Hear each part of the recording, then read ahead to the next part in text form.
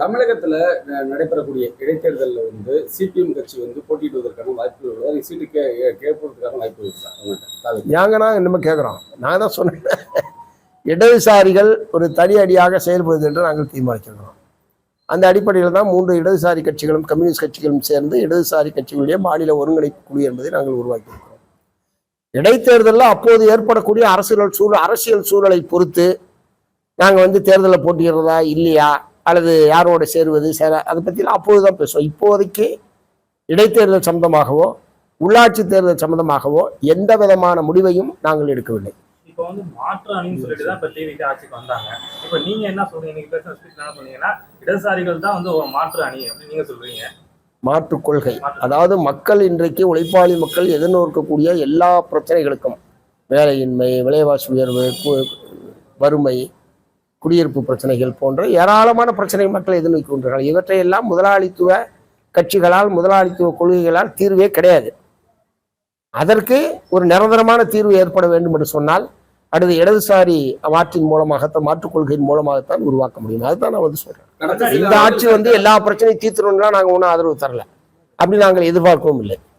இப்போ வரைக்கும் 50 கோடி 60 கோடி அளவுல எங்க கட்சியில் இருக்கக்கூடிய எம்எல்ஏ கிட்ட திமுக தரப்புல பேரம் பேசப்படுது அப்படின்னு சொல்லிட்டு சிபிஆர் நிர்மல்குமார் சொல்லியிருக்காரு. இதை பத்தி என்ன நினைக்கிறீங்க? இல்லை, ஏற்கனவே ஊத்தங்கரை எம்எல்ஏ சம்பந்தமா வந்து அது வழக்கு என்பது பதிவு செய்யப்பட்டிருக்கு, விசாரணை நடந்துட்டு இருக்கு. வழக்கு என்ன வருதுன்னு பார்ப்போம். மற்றது ஒன்றும் ஆதாரம் கிடையாது. இப்போ அவர் சொல்றது ஏற்கனவே ஊத்தங்கரை சட்டமன்ற உறுப்பினரிடம் அப்படி ஒரு உரையாடல் நடைபெற்றதாக வீடியோ வந்ததை ஒட்டி ஒரு வழக்கு என்பது பதிவு செய்யப்பட்டு விசாரணை என்பது நடைபெற்றுக் கொண்டிருக்கு. விசாரணையில் என்ன வருதுன்னு பார்ப்போம். தமிழக முதல்வர் பதவியேற்று இதுவரையும் செய்தியாளர் சந்திப்பை வந்து சந்திக்காம இருக்காங்க. இன்னைக்கு மக்கள் வந்து மின்சார தட்டுப்பாடு நடக்குது. இன்னைக்கு கூட பிரேமலதா கூட அவங்க கூட கண்டனம் தெரிவிச்சிருக்காங்க. அது மாதிரி பல்வேறு பிரச்சனைகள் நடந்துட்டு, அதாவது லாக்அப் பிரச்சனை, ஏகப்பட்ட பிரச்சனைகள்லாம் நடந்திருந்தாலும் இதை பத்தி எந்த ஒரு பேச்சுமே அவர் நேரடியாக பதில் சொல்ல மாட்டாங்க. அதை பத்தி என்ன அவங்க முதல் அதை நீங்க அவர்கிட்ட தான் கேட்கணும். ஆனா அரசின் சார்பில் பதிலே இல்லைன்ற முறையில் எடுத்துக்க முடியாது. அமைச்சர்கள் எல்லாம் பதில் சொல்லிட்டு தான் இருக்காங்க. அரசின் சார்பில் அமைச்சர்கள் நீங்க சொன்ன எல்லா பிரச்சனைகள் சம்பந்தமாகவும் அமைச்சர்கள் அரசின் சார்பில் தங்களுடைய கருத்துக்களை தெரிவிக்கிறார்கள். முதலமைச்சர் பத்திரிகையாளர்களை சந்திக்கவில்லை, பேட்டி கொடுக்கவில்லை என்பது நீங்க அவர்கிட்ட தான் கேட்கணும். சமூக நீதித்துறைய பேரை வந்து ஆதி திராவிடர் நலத்துறையை மாற்ற வேண்டும் சொல்லி திருமாவளவன் சொல்லியிருக்காங்க. நீ எப்படி சமூக நீதித்துறைன்னு இருக்கலாம் அந்த பேரை, அது ஆதி திராவிடர் நலத்துறை மாற்றணும்? இல்லை, ஏற்கனவே இருந்தது ஆதி திராவிடர் மற்றும் பழங்குடியினர் நலத்துறை. ஆதி திராவிடர் நலத்துறை கிடையாது.